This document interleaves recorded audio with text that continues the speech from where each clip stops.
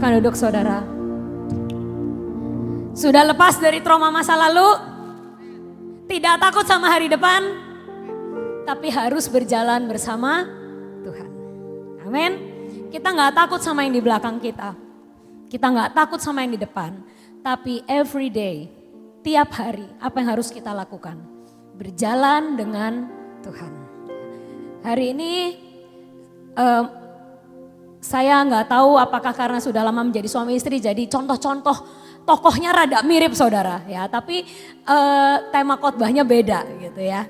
Nggak tahu siapa mencontek siapa, tapi pokoknya nanti contoh-contoh Alkitabnya itu rada mirip, tapi tema khotbahnya berbeda ya. Kita baca dulu dari Lukas 14 ayat yang ke-33. Oke. Demikian pula lah tiap-tiap orang di antara kamu yang tidak melepaskan dirinya dari segala miliknya tidak dapat menjadi muridku. Saudara, ini perkataan siapa? Perkataan Tuhan Yesus sendiri. Ya. Jadi suatu hari kalau saudara ikut suatu lomba atau ikut suatu pertandingan di satu tempat. Kalau tingkat pertandingannya itu adalah tingkat RT RW, syaratnya nggak banyak. Betul saudara? Coba kalau saudara, saya mau ikut lomba 17 Agustus di RT RW. Apakah saudara dimintain KTP, KK atau dimintain syarat-syarat kamu harus begini begitu, enggak kan? RT RW daftar, oh warga, iya warga gitu. Langsung main ya, tarik tambang, lompat karung apapun. Karena tingkatnya cuman RT RW. Tapi kalau saudara ikut perlombaan yang lebih tinggi tingkatnya, bahkan tingkat nasional maupun internasional, syaratnya akan lebih berat. Betul? Tapi kebanggaannya apa? Ya akan lebih besar. Ya. Misalnya saudara jadi Miss Universe, atau mau daftar jadi Miss Indonesia, atau mau daftar jadi atlet yang bertanding di Olimpiade, itu syaratnya nggak akan mudah. Nggak akan cuma dimintain, oh ini enggak. Pasti harus syaratnya ini. Nah, jadi kalau Tuhan Yesus suatu saat ngomong ke kita, kalau kamu mau menjadi muridku, syaratnya adalah ini. Berarti ini adalah liga yang ecek-ecek atau liga yang sebenarnya Tuhan inginkan. Ini yang Tuhan inginkan, ya kan? Kalau misalnya cuma liga ecek-ecek semua orang bisa kok. Tuhan berkata kalau kamu mau menjadi muridku syaratnya ini. Ini bukan liga ecek-ecek. Ini adalah level yang aku inginkan untuk setiap orang bisa capai. Jadi menjadi murid Yesus itu adalah cara kita hidup setiap hari. Menjadi murid Yesus itu harus menjadi habit yang kita kerjakan setiap hari dalam hidup kita. Tuhan bukan Tuhan untuk masa lalu. Tuhan bukan Tuhan hanya untuk masa depan. Tapi Tuhan sekarang. Dan apa yang harus kita lakukan sekarang? Berjalan bersama Tuhan gimana? Menjadi murid. Yesus berkata, kalau kamu mau jadi muridku, kamu harus melepaskan diri kamu dari segala milikmu. Ya. Kalau di terjemahan bahasa Inggrisnya dikatakan, kalau kamu mau menjadi muridku, kamu harus melepaskan semua yang engkau sukai. Tuh, what is dearest to you adalah apa yang kamu sayangi, yang kamu sukai, yang kamu gak bisa lepas sebenarnya. Apakah itu plan kamu, cita-cita kamu, masa depan kamu, ataukah orang-orang yang mengikat hidupmu? Kau harus kiss it goodbye. Engkau tidak boleh gendolin itu lagi. Baru kamu bisa jadi muridku. Nah, bahasa Inggrisnya murid apa saudara? Disciples. Nah, jadi sekarang saya mau tanya, sebenarnya saudara lebih milih jadi disciples atau jadi followersnya Yesus? Kenapa Tuhan Yesus kok nyuruh kita jadi murid? Apa gak cukup jadi pengikut aja? Siapa yang setuju pengen jadi pengikut aja? Siapa yang setuju pengen jadi murid? Nah, angkat tangan ya. Saya belum kasih tahu syaratnya jadi murid ya. Tapi satu hal, kalau Yesus menawarkan engkau untuk menjadi murid, itu berarti yang terbaik. Itu adalah posisi yang Yesus inginkan. Tuhan gak mau kita sekedar jadi follower. Kenapa saudara? Jadi follower gak cukup. Karena follower bisa berubah jadi haters dalam semalam. Percaya? Tuhan gak mau pengenalan kita sama Tuhan, pengikutan kita sama Tuhan hanya sekedar follow. Tapi Tuhan ngomong, kamu harus jadi inner circleku. Di dalam terjemahannya, murid, disciples, itu artinya inner circle. Orang yang ada di ring satunya Tuhan. Dan itu adalah orang-orang yang tidak akan meninggalkan Tuhan di saat masa kesesakan sekalipun. Itu adalah orang-orang yang tidak akan meninggalkan Tuhan saat kehimpit apapun.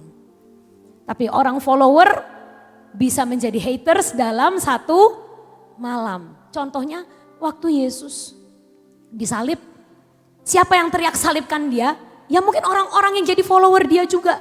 Tapi orang-orang follower itu dihasut sama ahli Taurat, orang Farisi apa. Mereka diomongin Yesus tuh sesat. Yesus tuh begini-begini. Mereka punya dalih alasan apa-apa. Tiba-tiba follower Yesus yang gak benar-benar mengenal Yesus. Yang hidupnya gak pernah benar-benar diintervensi sama Yesus. Mereka akhirnya ngomong salibkan Yesus. Jadi saat ini kalau saudara angkat tangan itu adalah keputusan yang benar. Bahwa kita Tuhan menawarkan untuk menjadi murid dan tidak hanya sekedar follower. Ya. Lalu apa sih artinya menjadi murid? Ada dua minimal perkara yang akan kita alami saat kita mau jadi murid Yesus. Disciples, bahasa Inggrisnya murid itu disciples. Mempunyai akar kata yang sama dengan disiplin. Disciples, murid dan disiplin tidak bisa dipisahkan saudara. Katanya sama, akar katanya sama. Jadi kalau kita mau menjadi murid Yesus, artinya kita siap didisiplin sama Tuhan. Didisiplin itu apa? Control behavior, self control. Kita udah gak bisa seenaknya dewek, semaunya sendiri. Tapi saat kita berkata Tuhan aku mau belajar jadi muridmu, aku mau didisiplin. Itu artinya kita siap untuk apapun sikap kita yang gak berkenan di hati Tuhan akan didisiplin. Amin. Apa sikap yang tahu kita sama Tuhan? Saya gak bisa mengejudge kamu akan diajari Tuhan didisiplin dalam hal apa. Saya kan gak ngerti saudara kelemahannya apa. Tapi yang jelas setiap kita akan didisiplin sama Tuhan. Behavior kita, sifat kita yang gak berkenan di hati Tuhan. Yang nomor satu, syarat menjadi murid adalah kita siap didisiplin. Dan yang kedua, kita siap diintervensi. Saudara pernah nonton film kungfu? Siapa di sini yang pernah nonton film kungfu? Saya pernah ya. Film kungfu itu adalah sebenarnya cara yang paling tepat untuk melihat bagaimana seorang murid berguru. Ya. Karena di film kungfu itu biasanya muridnya datang lalu menghadap kepada gurunya yang dia percayai untuk mengajar dia. Dia memang mau menjadi murid untuk dari si guru ini. Ya mungkin guru kungfu, guru silat, guru apalah gitu loh. Hal pertama yang akan dilakukan guru ini adalah apa? Biasanya apa? Gundul rambut. Ya kan? Terus dia nggak bisa lagi pakai baju yang di rumah. Mungkin dia di rumah pakai baju apa? Kamu harus pakai seragam. Ya, seragam kungfu yang diikat itu loh ya. Gitu. Terus apa lagi? Kamu nggak boleh makan sembarangan. Kamu nggak boleh bertingkah sembarangan. Pokoknya kalau pagi ada dung dung dung dung dung itu artinya kamu harus bangun. Ya, mungkin harus sembayang. Lalu kamu bersemedi sekian menit. Gitu, ya kan? Biasanya di tempat Shaolin itu dia diajarin murid-murid itu didisiplin. Dan bukan hanya didisiplin, diintervensi hidupnya. Dulunya yang dia membanggakan rambutnya, mungkin rambutnya suruh botak. Ya, dia yang nggak senang pakai baju. Kalau bajunya Shaolin itu kan kayak karung gitu ya saudara, nggak enak gatel mungkin. Tapi dikatakan gurunya, kamu harus pakai baju ini, jubahnya harus ganti. Diintervensi. Yang nggak suka harus dilakukan. Belum lagi kalau saya waktu itu lihat di film-film kungfu disuruh berdiri begini berapa jam, disuruh kuda-kuda berapa jam. Hidupnya nggak bisa bebas lagi memang. Hidupnya diintervensi sama gurunya. Tapi itulah murid. Ya. Seperti Tuhan mengintervensi hidup Musa. Musa itu dulunya adalah orang yang keras. Betul? Dia memang tahu visi Tuhan untuk hidupnya. Dia memang tahu rencana Tuhan buat hidupnya. Aku harus membebaskan bangsa Israel dari tanah Mesir. Itu dia tahu destiny-nya. Tapi cara Musa itu pakai kekerasan. Ya kan? Musa gimana caranya? Ada bangsa Israel yang bertengkar dengan orang Mesir, dianiaya oleh orang Mesir. Lalu Musa berkata, kurang ajarnya orang Mesir, tak bunuh. Karena Musa waktu itu punya power, punya kekuasaan, dia adalah pangeran. Tapi dia gak pakai cara Tuhan, dia gak pakai karakter Tuhan, dia belum didisiplin sama Tuhan. Sehingga seorang Musa yang keras itu akhirnya nabrak tembok. Betul? Dia melakukan kekerasan, akhirnya wanted, dia harus lari ke Midian. Seperti yang tadi Freddy sampaikan. Kenapa sih Tuhan harus mendidik Musa di Midian? Kenapa sih harus begitu? Kenapa enggak dari pangeran lalu dia akhirnya mengambil seluruh bangsa Israel lalu lari ke padang gurun? Saat Musa masih punya kekuasaan dan otoritas kan lebih gampang. Daripada dia sudah jadi gembala baru menjadi pemimpin bangsa Israel. Saya pernah merenungkan ini dan Tuhan berkata, kalau Musa dengan sifatnya yang keras itu, yang belum didisiplin itu, dia mimpin bangsa Israel yang jumlahnya 2 juta manusia yang tegar tengkuk. Dijamin di tengah jalan Musa menyerah. Sekali lagi saya katakan, kalau Tuhan tidak intervensi hidup Musa nggak diajarin Tuhan untuk sabar selama 40 tahun. Kalau Musa nggak pernah dapat pelajaran padang gurun dari Tuhan menjadi gembala domba. Percayalah, begitu Musa ngambil bangsa Israel, mimpin bangsa Israel keluar di tengah jalan antara dua, dia stroke atau dia menyerah dan meninggalkan bangsa Israel di tengah jalan. Saya selesai sama kalian. Karena keras. Ya kan? Musa keras. Tak tak tak tak. Gak beres bunuh. Gak beres hajar. Tuhan ngomong, kamu gak bisa memimpin bangsa Israel dan mencapai destiny kalau sifatmu yang satu ini gak beres. Maka itu Tuhan bawa dia ngebalain domba, binatang yang paling bodoh. Domba itu binatang yang bodoh saudara. Misalnya saudara ajak domba itu merumput di tempat yang sama setiap hari, dia akan nyasar. Dia cuma satu bisanya, dengar suara gembala. Ya, domba itu binatang yang paling bodoh. Kalau anjing diajakin sekali 2 kali dia bisa cari jalan sendiri ke situ. Tapi domba itu binatang yang sangat-sangat bodoh. Dia diajak ratusan kali ke padang yang sama, disuruh keluar kandang jalan sendiri nggak bisa. Butuh sabar, butuh dituntun, butuh kesabaran ekstra untuk mimpin dan sebagainya. Nah, Musa itu diajarin Tuhan, sabar nak, sabar, sabar, sabar.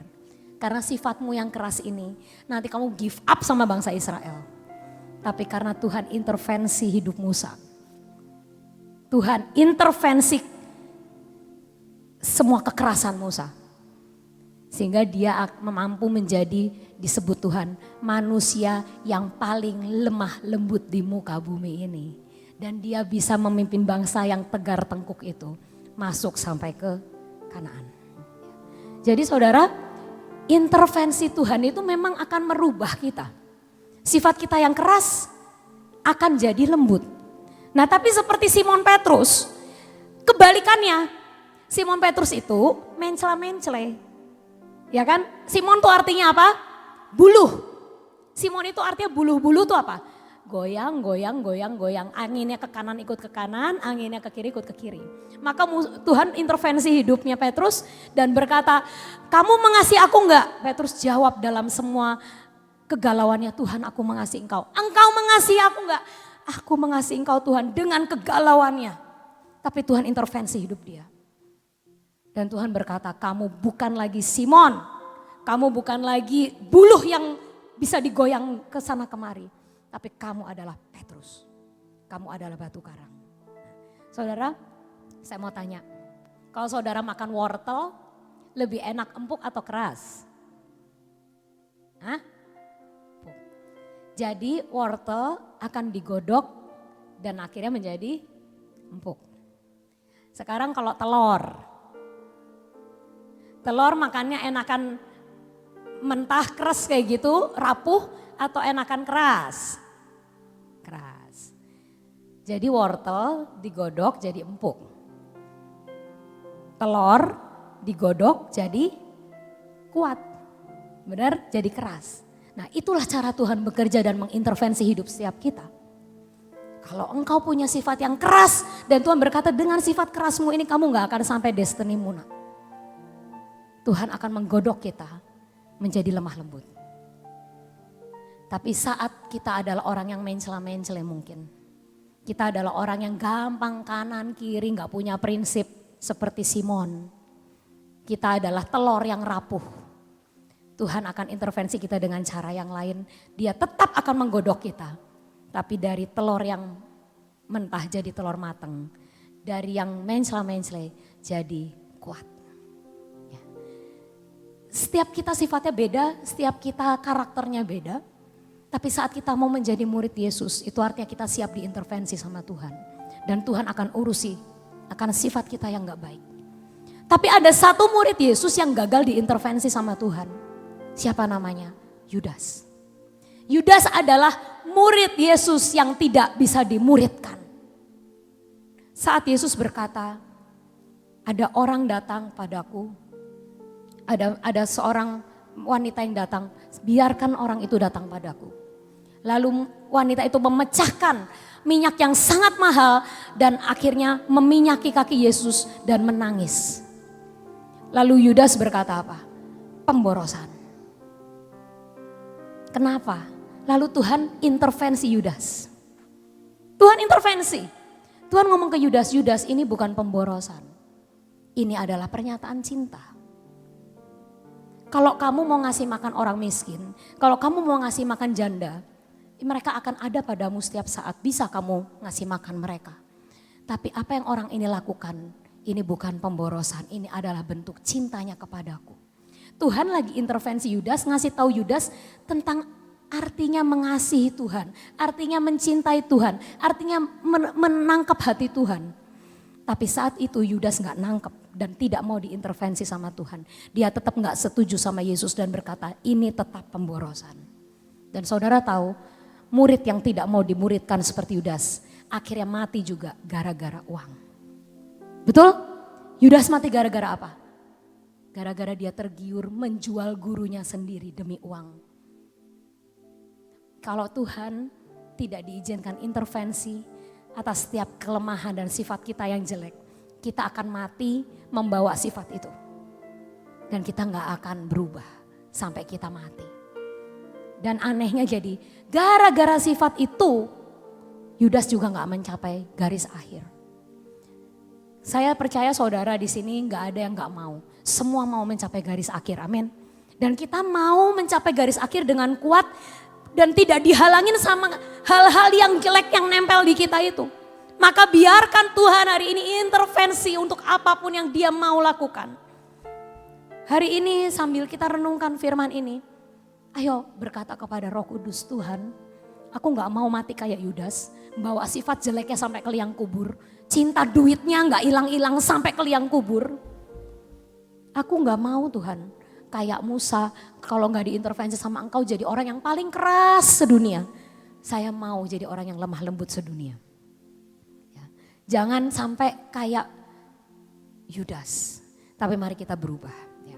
Nah saudara, saya mau kasih satu contoh yang terjadi sama diri saya sendiri. Ya. Saya itu pengen ngasih tahu bahwa namanya intervensi Tuhan. Tuhan menunjukkan karakter kita, sifat kita yang jelek itu bisa kapan aja. Saya gak kasih contoh orang lain, saya kasih contoh diri saya sendiri aja. Ya. Waktu kemarin kita ke Bali, ya, saudara yang ikut ke Bali mungkin tahu kejadiannya. Kita itu H-1, kita semua persiapan. Ya. H-1 sebelum acara, kita itu persiapan 2 kali. Yaitu yang pertama kita persiapan di gedung, karena kita mau pakai gedung itu untuk KKR. Yang kedua kita persiapan di lokasi tempat kita akan mengadakan pasar murah. Ya. Jadi waktu itu kita jam 9 pagi kita ngumpul di gedung, kita beresin gedung dan beresin semua atmosfer gedung sekalian sound check dan kita semuanya melakukan itu jam 9 pagi. Dan jam 4 sorenya kita pertemuan di pantai, di tempat yang kita mau pasar murah. Nah, saudara tahu apa yang terjadi? Yang pertama kali kan yang main Mahanaim, ya main penyembahan bla bla bla beres. Nah, abis Mahanaim terus Ibu Nani disuruh naik. Disuruh naik Ibu Nani berdoa, baru kita nyanyi satu lagu. Baru belum sampai selesai lagunya, setengah lagu. Tiba-tiba lampu mati. Serangan, ya kan. Saya aduh lampu mati. Lalu waktu itu kita perang, kita tetap deklarasi, kita tetap nyanyi pakai drum doang. Pokoknya kita tetap banget gitu. Tapi lampu gak nyala-nyala. Akhirnya Bu Nani turun, pemusik kita turun, terus disambung lagi sama Mah Naim, di tengah-tengah nyala lampunya. Udah sekali ya. Jadi saya ngomong, aduh keserang nih. Lampu mati, iblis kurang ajar. Belum sampai di situ saudara. Jam 4 sore saat kita pertemuan di pantai. Sebelum jam 4 sore langit terang benderang, awan menggelantung biru di atas. Tepat jam 4 sore mama sama saya keluar hotel. Hujan deres-bres. Saya down. Ini serangannya terlalu frontal dan seakan-akan kita kalah. Seakan-akan kita tuh gak bisa nahan serangan gitu loh. Tadi kita pas main lampu mati, sekarang kita mau pertemuan jam 4 sore tadi yang gak ada rencana mendung-mendung tiba-tiba bres hujan deres. Kok bisa ya kayak gini? Dan saudara tahu hati saya terusik. Saya ngerasa berarti kita ini gak beres, berarti kita ini kurang kuat pertahanannya, berarti kita ini gak canggih nih. Kok berkali-kali diserang terus, diserang masuk. Lalu akhirnya malam waktu saya saya sempat ngobrol sama Mama dan Freddy. Saya akhirnya mending curhat daripada saya ganjel gitu ya. Jadi saya ngomong ke Mama, ke Freddy. Mah, Fred, aku tuh ngerasa ganjel. Karena apa yang kita lakukan hari ini, tiap kali kita lakuin sesuatu dijegal oleh iblis dan berhasil. Ya kan? Main musik, mati. Mau meeting, hujan. Kayak berhasil terus serangannya gitu loh. Nah saya ngerasa terganggu. Berarti kita nih gimana ya? Apa kita ada yang salah? Apa kita ini gak canggih pertahanannya? Bla bla bla. Saya pikir tadinya Mama Nani dan Freddy akan ya udah yuk kita berdoa untuk cari tahu kenapa kita diserang bla bla bla bla. Tapi tiba-tiba anehnya saudara. Mereka berdua itu sepakat ngomong, samaan ngomong kamu sombong. Kamu ngerasa gitu berarti kamu sombong. Hah?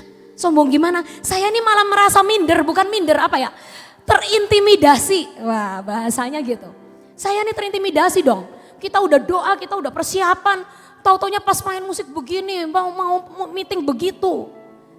Berarti kita nih keserang, berarti kita nih gak kuat. Saya justru terintimidasi. Mama sama Freddy sepakat dua ada yang ngomong berarti kamu sombong. Kita pikir kita nih siapa? Ke Bali, apakah kita ini seperti Rara itu? Ahli yang membuat hujan tidak bisa turun atau tidak hujan suruh turun. Apakah kita pawang hujan? Apakah kita orang hebat? Apakah kita ini ke Bali ini adalah pokoknya kita kedatang semua setan nyingkir. Kita ini hamba. Nah ini saudara. Siapa kita? Kita ini hamba yang datang karena disuruh Tuhan. Dan saat Tuhan izinkan sesuatu terjadi kita hadapin. Dan kita nggak berhenti. Loh tadi kan kita waktu pas hujan ya kita tetap jalan. Tetap meeting pakai payung. Dan akhirnya setengah jam setelah meeting hujannya berhenti sendiri. Lalu waktu saat mati lampu kamu berhenti nyanyi enggak? Enggak berhenti. Kita terus penyembahan, kita nyanyi berbagai lagu tanpa musik. Kita enggak quit. Karena kita hamba. Nah kalau kamu ngerasa kenapa ya begini, kenapa begitu? Itu artinya kamu masih sombong. Kamu ngerasa bisa. Dan kalau misalnya semua lancar, oh berarti karena aku hebat. Iblis gak berani sama aku karena aku ini canggih. Itu kesombongan. Jadi saudara, intervensi itu bisa terjadi kapan saja. Dan kita harus siap diintervensi dan dikoreksi. Ya. Jadi waktu itu saya bertobat, oke. Saya tahu saya ini cuman hamba yang datang ke Bali karena Tuhan suruh saya untuk melakukan apa yang Dia mau. Kalau toh ada hujan, itu tidak membuat saya berhenti karena Tuhan suruh saya terus. Kalau lampu mati, saya nggak akan berhenti. Itu diizinkan Tuhan, tapi saya akan terus menyanyi. Itu hamba. Dan itu butuh yang namanya pengenalan akan Tuhan. Jadi saya waktu itu, waktu Mama dan Freddy sepakat ngomong gitu, saya ngerasa oke, saya salah. Saya adalah hamba dan saya datang sini bukan mau adu kekuatan, saya bukan mau canggih-canggihan, saya bukan mau gagah-gagahan. Saya hanya melakukan apa yang Tuhan suruh saya lakukan. Iblis, aku bukan siapa-siapa. Aku gak hebat, aku gak bisa nahan seranganmu, tapi Tuhanku yang akan beracara. Amin. Nah itu konsep berpikir saudara, yang kadang kita gak sadari. Kita pikir kita hebat, kita pikir kalau misalnya gak hujan tuh berarti kita berhasil, berarti kita tuh hebat. Secara roh kita tinggi tingkatannya, sampai iblis gak berani. Sekali lagi Tuhan ngomong, apapun yang terjadi kamu hamba. Kamu gak lihat apapun, kamu cuman tahu kamu hamba melakukan apa yang Tuhan suruh. Nah itu akhirnya saya, oke. Saya harus beresin hati, gak boleh sombong, gak boleh terintimidasi. Excuse me, kata terintimidasi itu artinya kita sombong. Ya, kalau terintimidasi itu berarti harga diri kita masih terusik. Walaupun sepertinya terintimidasi itu kayak rendah hati, no. Terintimidasi artinya kita masih sombong. Berarti kita masih merasa someone. Tapi Tuhan berkata kamu hamba, jalanin aja.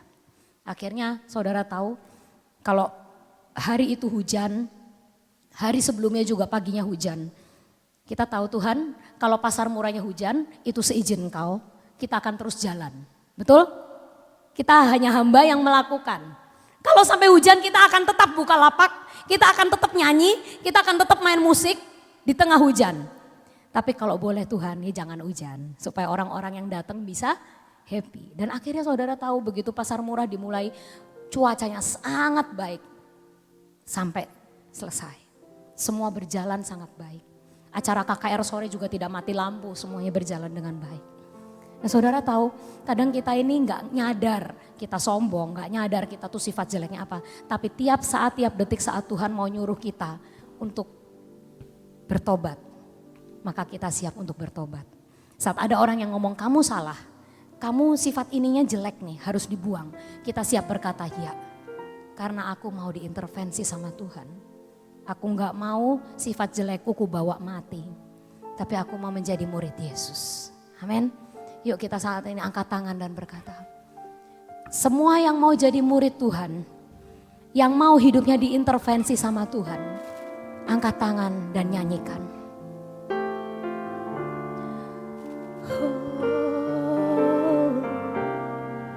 Mengikut Yesus, mengikut Yesus, itulah kesukaan hatiku. Ku lepas semua hakku untuk mengenal kehendaknya di hidupku. Mengiring Yesus,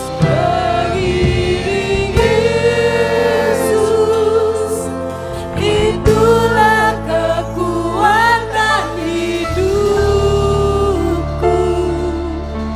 Ku yakin anugerahnya mampu jadikanku korban yang berkenan lalu. Katakan sekali lagi, kami mau mengikut Yesus. Mengikut Yesus, mengikut Engkau. Itulah kesukaan